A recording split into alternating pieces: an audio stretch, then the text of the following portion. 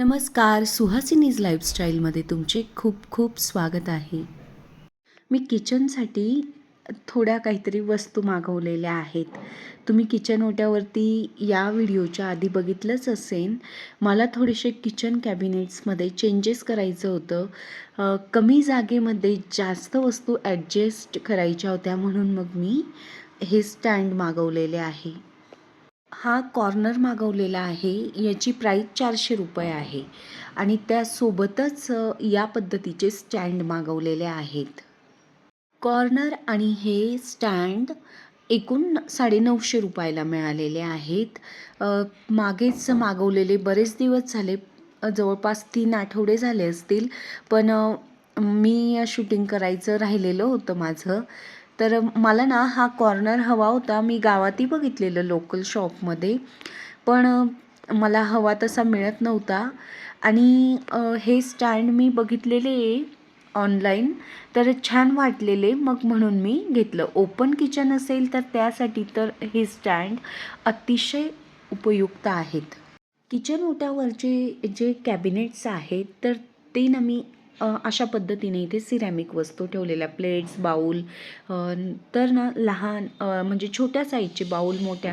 तर मला ना कमी म्हणजे असं सुटसुटीत तर हवंच होतं, पण म्हणजे कमी जागेमध्ये जास्त वस्तू ॲडजस्ट होणारं पाहिजे होतं, म्हणून मग मी ह्या स्टँडचा उपयोग या कॅबिनेट्समध्ये केलेला आहे. किंवा ओपन किचन पण असेल ना, तर जिथे ट्रॉलीज वगैरे नसतात, तर त्या ठिकाणी ही वस्तू ठेवण्यासाठी हे स्टँड चांगले आहेत. खूप असे म्हणजे हेवी नाही आहेत, हे लाईट वेट आहे यांचं, पण लाईट वेट वस्तू चांगल्या पद्धतीने ऑर्गनाईज करू शकतो आपण यावरती. छोट्या छोट्या गोष्टी बदल केल्याने किंवा म्हणजे स्वतःला बिझी ठेवल्याने ना, तर आपण अतिविचारांपासून किंवा म्हणजे अनेक गोष्टींपासून आपण दुखावलो जातो ना, तर स्वतःला कामामध्ये बिझी ठेवल्याने तर आपण दुखावत नाही. मला मागे ना एका ताईंची कमेंट होती, की त्या कामं करतात म्हणजे आपण सतत पॉझिटिव्ह विचार करत असलो, आनंदी असलो, तर आपलं म्हणजे संपूर्ण लक्ष कामाकडे जातं आणि आपण छान आनंदी होऊन सगळी कामं करत असतो. पण काही जॉईंट्स फॅमिलीमध्ये काही मेंबर्स असतात, की म्हणजे सगळ्यांचंच एकमेकाशी पटत नसतं आणि काहींना छान स्वच्छ करायला आवडतं आणि इतर काहींना आवडत नाही. मग जे करतात ना, त्यांनाही मागे खेचण्यासाठी असे मेंबर काही ना काही खुरापती करत असतात. असं ना प्रत्येक स्त्रीसोबत होत असतं, मला हे असं वाटतं. कारण की ना, प्रत्येक स्त्री आपल्या आयुष्यात ना एक वेगळी लढाई लढत असते. फक्त एवढं असतं की काही जण बोलून दाखवतात, काही नाही बोलत आणि काहींचं दिसून येतं, काहींचं दिसून येत नाही. एवढा फरक असतो. आणि जॉईंट असताना पण मतभेद होतच असतात, कारण की प्रत्येक व्यक्ती ही विभिन्न मतांची असते, विचारांची असते. तर असं म्हणजे माझ्यासोबत पण झालं असेल का? झालंच असतं आहे. म्हणजे प्रत्येकाच्याच आयुष्यात हे प्रसंग येतात आणि आपण त्यांचा सामना करतच असतो. तर ना अशा वेळेस ना मी मागेही बोललेली, की मी शिवाडी दीदींचे व्हिडिओ बघते, सूरजभाईंचे बघते, नंतर मी मोटिवेशनल व्हिडिओ बघते, पुस्तकं वाचते. आणि आता मी या स्टेजवरती आलेली आहे, की मला कुठल्या गोष्टीचा फरकच पडत नाही. मी हे सगळं ना त्या ताईंना सांगते, की म्हणजे ना बघा, आपण स्त्रियांना खूप इमोशनल असतो. छोट्या छोट्या गोष्टींचाही म्हणजे भरपूर 100 पैकी ना 60 ते 70 स्त्रियांवरती एवढा परिणाम होतो, की काही थोडं कोणी बोललं किंवा मनाला लावून घेतात आणि त्याचा इफेक्ट ना मायग्रेन म्हणून हे होतं, की मायग्रेन बऱ्याच स्त्रियांना मायग्रेनचा त्रास असतो. मलाही होता. गेली 8 महिन्यापासून ना माझा संपूर्ण मायग्रेन म्हणजे बंदच झालेला आहे असं समजा. कारण की मी हे सगळं समजण्यासाठी खूप वेळ गेला वाटतं. मला आता असं वाटायला लागलं. लेट झालं, पण अजूनही उशीर झालेला नाही आहे. तर मला म्हणजे मी ना आता फरकच नाही पडू देत कुठल्याही गोष्टीचा माझ्या मनावर. फक्त माझं एकच ध्येय आहे की स्वतः काहीतरी चांगलं शिकत जायचं, मुलांकडे लक्ष द्यायचं, त्यांची प्रगती कशी होईल याच्याकडे लक्ष द्यायचं. मला असं वाटतं की ज्यावेळेस मी अनेक गोष्टींवरती म्हणजे त्या गोष्टी फालतू होत्या, क्षुल्लक होत्या, तिकडे लक्ष देत होती ना, त्यावेळेस मी स्वतःच्या म्हणजे मी प्रगतीवरती लक्ष द्यायला हवं होतं. कारण माझ्यात म्हणजे मला वाटतं की ते वेगवेगळ्या कला शिकण्याची ॲबिलिटी होती.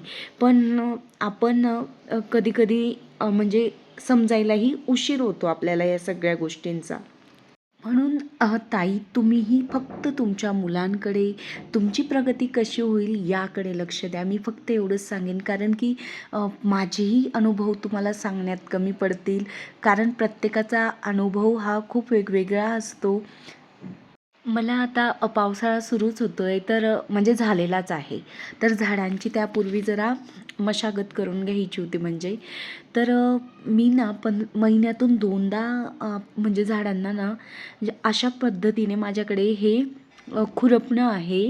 तर त्याच्याने वरती हलक्या हाताने कोरून घेत असते, की जेणेकरून झाडांना म्हणजे ती माती वरती म्हणजे मोकळी होते आणि ऑक्सिजन मिळायला मदत होते मुळांना. आणि मी नेहमी 2 महिन्यात किंवा 1 महिन्यात ना, हे आमच्या घराजवळचीच नर्सरी आहे, तिथे गांडूळ खत मिळतं, तर ते टाकत असते. त्यामुळे ना म्हणजे झाडांची वाढही छान होते आणि महत्त्वाचं म्हणजे फुलं यायलाही मदत होतं. त्या ताईंना मी अजून एक सांगेन, की म्हणजे त्याच ताईने असं आपल्यासोबत आजूबाजूला, घरामध्ये, बाहेर, ऑफिसमध्ये हे घडतच असतं. कारण की काही लोकं खेचण्यासाठी तयारच असतात. तर अशा लोकांचा ना आपल्यावरती अजिबात इफेक्ट होऊ नाही द्यायचा. आपण इतकं सक्षम बनून जायचं ना, की म्हणजे इतकं इग्नोर करायला शिकायचं, म्हणजे त्यांना रिप्लायच नाही करायचा अशा लोकांना. कारण की ते वाटच बघत असतात, की आपण कधी रिप्लाय करू आणि त्यांना म्हणजे प्रॉब्लेम करायला आपल्या आयुष्यात म्हणजे संधी मिळेल.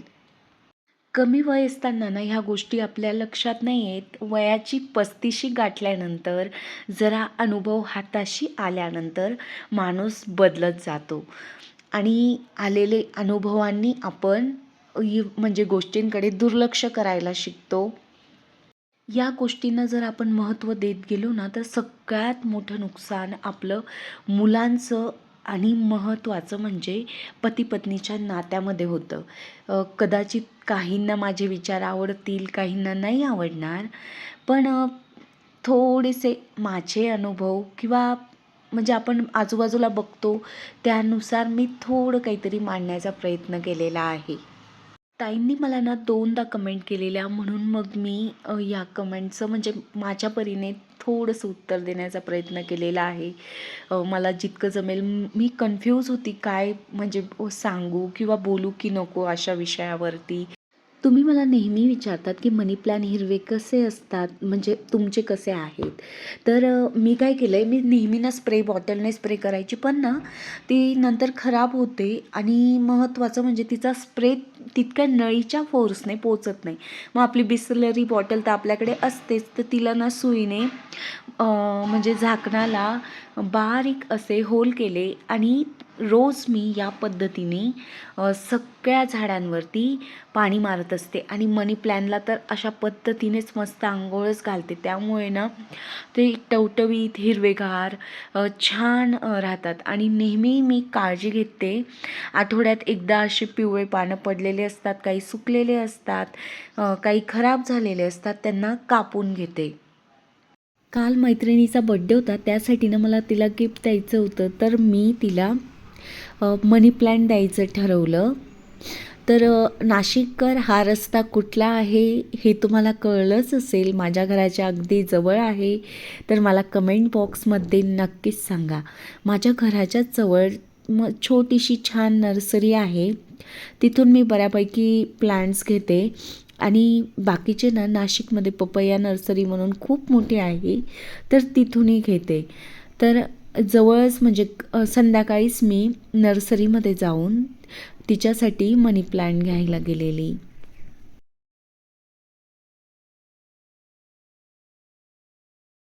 नर्सरीत आल्यानंतर लक्षात आलं की तिथली झाडं ना खूप कमी झालेली होती, म्हणजे विकल्या गेलेली होती. नवीन झाडं ते आणणार होते दादा, पण मला आजच गिफ्ट द्यायचं होतं म्हणून मग मी जे प्लांट्स होते ते घेण्याचा विचार केला.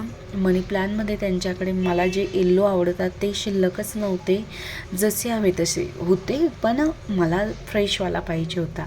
छोट्याशा झाडाला मस्तच आंबे लागलेले तिकडे. अशी झाडं पाहिली ना तर असं वाटतं खालचं घर हवं होतं, म्हणजे फ्लॅट सोडून. तर आजूबाजूला सगळीकडे झाडं हिरवीगार फुलांची, फळांची. मी सगळीकडे मस्तच झाडं लावली असती. तुम्ही आमचं अंबाळ्याचं घर होम टूर असा व्हिडिओ बघितलाच असेल. तिथे खूप छान माझ्या सासूबाईंनी सासऱ्यांनी झाडं लावलेली आहेत. माझे सासरे सासूबाई खूप काळजी घेत होते, म्हणजे सासूबाई पण खूप घ्यायच्या. आता तर त्या नाही आहेत. इतकी झाडं, इतक्या म्हणजे फुलं फळं, नंतर भाज्या लावलेल्या त्यांनी. आणि म्हणजे त्या गेल्यानंतर पण ना त्या घरी सगळं जसं तसंच आहे ना, तर त्यांची आठवण त्या म्हणजे झाडांनी फुलांमधून फळांमधून येतच असते. घराच्या आजूबाजूला ना खूप मोठा परिसर आहे, म्हणजे असं बाग आहे मस्त छोटीशी. तर ते मला सगळं खूप आवडतं, पण माझ्या मिस्टरांच्या नोकरीमुळे ना तिथे राहायला आम्ही जाऊ नाही शकत. ठीक आहे. हे फक्त 1 लिटर पाण्यामध्ये 1 चमचा टाकायचा. हां, ते माती थोडा मोकळा करून 1 मुगा टाकायचा. युरिया आहे का? युरिया आता नाही ना तुमच्याकडे? हे ते भरावं लागेल. बरोबर. हे पिंक कलरचं NPK युक्त खत आहे. त्याच्यामुळेही झाडांना फुलं येतात, फळं येतात. नंतर बॉटलमधलंही फुलं फळं येण्यासाठी खत होतं त्यांच्याकडे. आणि हे सगळे इंडोर प्लांट्स आहेत. मला दुसऱ्या दिवशी सकाळी नाश्त्यासाठी डोसे बनवायचे होते मूग डाळीचे. तर साल असलेली मूग डाळ घेतली 1 वाटी, अर्धा वाटी तांदूळ आणि पाव वाटी उडदाची डाळ घेतलेली आहे. आणि हे संपूर्ण तिघंही मी रात्रभर पाण्यामध्ये भिजवून ठेवणार आहे. सकाळी उठल्यानंतर मी डाळ, तांदूळ आणि मूग डाळ हे मिश्रण वाटून घेतलं मिक्सरमध्ये. कैऱ्यांचं पन्हं बनवण्याचं मी मागच्या वेळेस दाखवलं होतं, तर आता मी त्याची रेसिपी दाखवत आहे. 1 किलो कैऱ्या घेतलेल्या आहेत आणि त्या कुकरमध्ये अर्धा ग्लास पाणी टाकून किंवा 1 ग्लास पाणी टाकून जरी आपण वाफवून घेतलं तरी चालतं. कैऱ्यांचं आधी मी जे म्हणजे त्याला कैरीला लागलेलं असतं तोंडाला, तर ते काढून घेतलं मी कॉर्नर. आणि नंतर लगेच ह्या कैऱ्या कुकरमध्ये वाफवण्यासाठी टाकून दिल्या. मूग डाळीचे जे डोसे बनवायचे होते ते पीठ मी वाटल्यानंतर ना 10 मिनटं पडू दिलं आणि त्यामध्ये चवीनुसार मीठ टाकलेलं आहे. आणि हे ना मिरची असते जाडसर वाटलेली, लसूण आणि अगदी म्हणजे ना आपलं चिली फ्लेक्स मिळतं ना त्या पद्धतीने वाटलेलं. जळगावला किंवा अंमळनेरला ना भाजी मार्केटमध्ये मिळतं. तर ते ना कळण्याच्या भाकरीसोबत किंवा नॉर्मली भाकरीसोबतही चटणी अतिशय चविष्ट लागते. तर ती मी या डोस्यांच्या बॅटरमध्ये टाकलेली आहे. मुगामध्ये तर खूप प्रोटीन आहेच आणि तांदूळ आणि उडदाची डाळ वापरल्यामुळे हे चविष्ट डोसे होतात. याला म्हणजे आमच्या गावाकडे तर ना फक्त मूग डाळीचे ढिंडरे म्हणतात. तर बरेच जण किंवा कोरडी मूग डाळ दळूनही अशा प्रकारचे ढिंडरे केले जातात. आणि जर ओलं वाटण वगैरे करून केलं तर मग त्याला डोसा म्हणतो.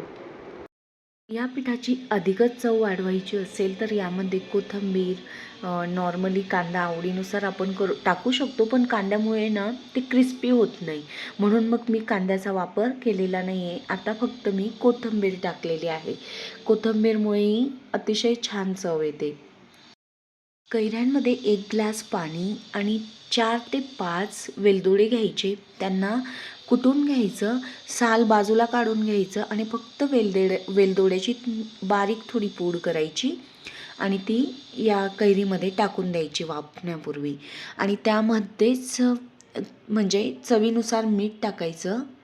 1 किंवा जास्तीत जास्त 2 शिट्ट्या घेऊन गॅस बंद करायचा आणि थंड झाल्यानंतर कैरीचा पल्प काढून घ्यायचा.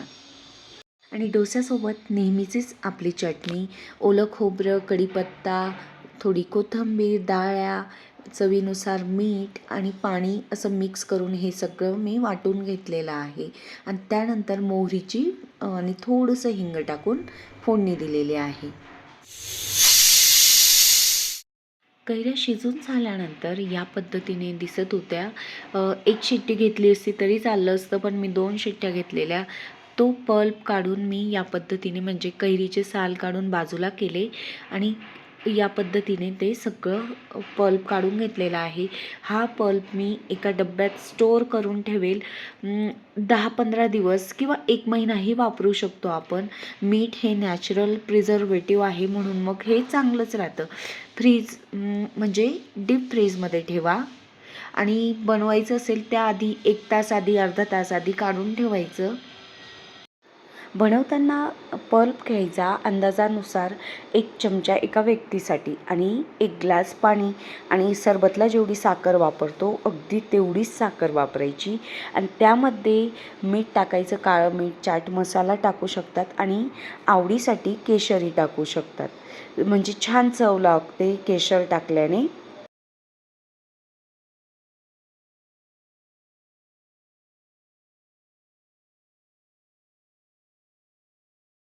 पद्धतीने थंडगार असं मस्तच पण तयार झालं.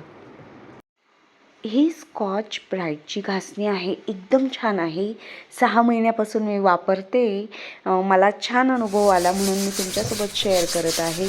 नवीनच घासणी काढली होती म्हणून माठाला मी बाहेरून घासून घेतलं, कारण बऱ्याच दिवसापासून माठाला म्हणजे पांढरा थर आलेला होता थोडा नॉर्मल. तर या घासणीने म्हणजे वापरली होती म्हणून मग स्वच्छ करून घेतला.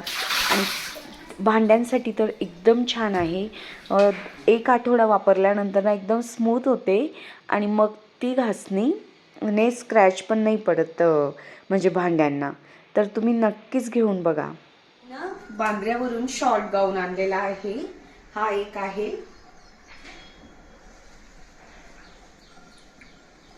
त्याच्यातलाच सेम हा पिंक आहे.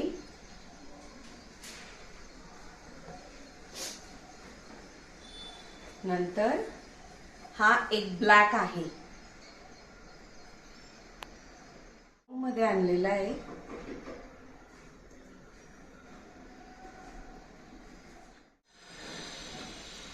आणि हा फ्रॉक स्टाईल जो आहे घेतला.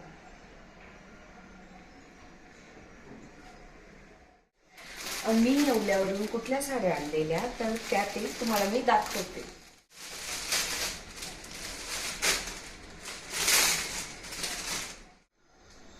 हा साडीचा पदर आहे आणि ही साडी डोला पॅटर्न मधली आहे.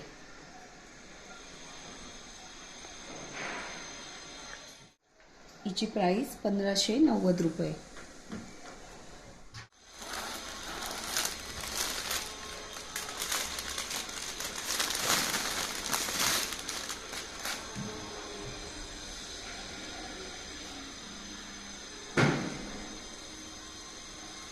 ही पश्मिना पॅटर्न आहे ह्या साडीचा.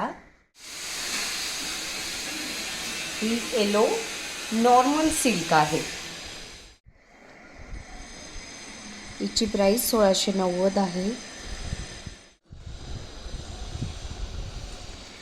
1770.